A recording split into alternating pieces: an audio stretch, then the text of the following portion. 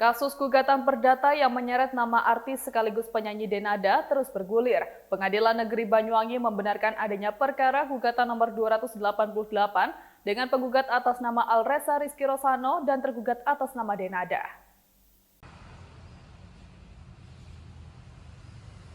Pengadilan Negeri Kelas 1A Banyuwangi, Jawa Timur membenarkan kalau gugatan perdata atas nama Alresa Rizky Rosano sudah terdaftar sejak 28 November 2025 lalu. Pernyataan itu disampaikan oleh Humas PN Banyuwangi Yoga Pradana kepada sejumlah awak media pada Selasa siang 13 Januari 2025. Yoga Pradana juga membenarkan kalau perkara gugatan nomor 288 itu dengan pihak tergugat Denada Tambunan. Setelah berjalan selama lebih dari 1 bulan, akhirnya kedua belah pihak melalui masing-masing kuasa hukumnya bertemu pada 8 Januari 2026 dengan agenda mediasi. Yoga Pradana menyampaikan kalau saat mediasi pertama kemarin dihadiri oleh semua pihak. Tapi, ia belum bisa memastikan apakah pihak tergugat yaitu Denada akan hadir di mediasi lanjutan yang rencananya digelar pada Kamis 15 Januari 2026. Di riwayat perkaranya ya, pendaftarannya itu tanggal 28 November, pendaftaran perkara. Tapi kalau gugatan perkaranya tertanggal berapa itu saya tidak tahu ya, belum lihat di perkaranya karena itu masing-masing pihak ya, karena masing-masing ketua majelis yang bisa mengakses gugatannya itu tertanggal berapa gitu kan. Kalau yang di sini kan secara umum dari sistem informasi penyelesaian perkara dia masuk tanggal 28 November 2025. Tapi kalau tanggal gugatannya saya nggak tahu ya, itu harus jadi gugatannya. Sebentar, insya Allah tanggal berapa? Itu tanggal pertama mediasi di tanggal 8 Januari 2026 dan dijadwalkan kembali mediasi yang kedua insya Allah tanggal 15 Januari yang tercatat di sini sistem ya. Itu yang kedua tanggal 15 Januari ya. Itu hari apa ya? Kamis. Hari Kamis. Iya, hari Kamis. Iya. Tapi itu gugatan perdata. Perdata ini karena masuk sistemnya di terdaftar perkara nomor 288 perdata gugatan ya, perdata gugatan, bukan pidana atau yang lain-lain, gugatan di sini. Isi perdatanya apa itu tidak tahu Pak. Kalau isinya secara umum di sini secara umum itu yang saya bacakan aja ini sih. Menyatakan tergugat telah melakukan perbuatan melawan hukum atas kelalaian terhadap tanggung jawab sebagai ibu pada penggugat satu sejak lahir.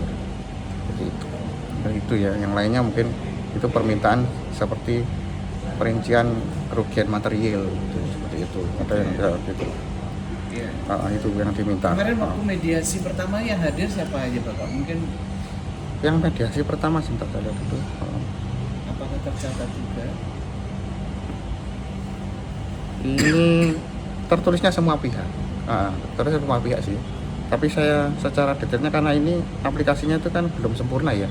Jadi dia kadang-kadang tidak bisa yang datang satu, yang dua itu kita tidak bisa nyentang gitu ya. Jadi kadang-kadang dicentang semua pihak gitu. Padahal yang datang tidak semuanya gitu. Ini masih termasuk salah satu kelemahan dari sistem kami yang masih terus akan diperbaiki gitu.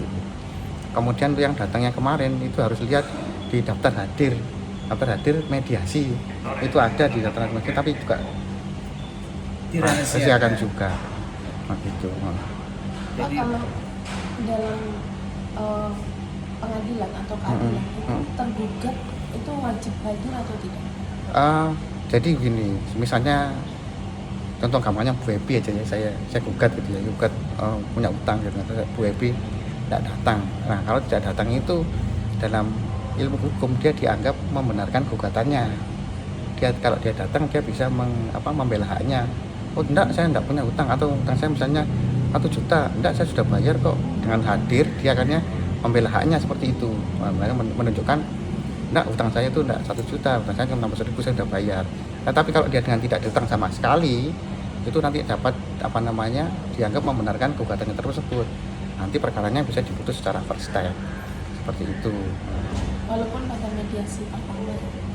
Infonya diwakili oleh kuasa hukum. Kalau ada kuasa hukumnya mungkin ya tidak akan first step ya. Kalau sudah datang itu ada kuasa hukumnya, insya Allah tidak akan first step gitu. Karena ada kuasanya ya, ada kuasanya seperti itu.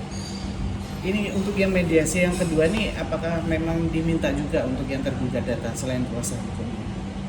Technically secara di Perma itu wajib hadir in person penggugat, prinsipal penggugat, prinsipal tergugat wajib hadir sendiri.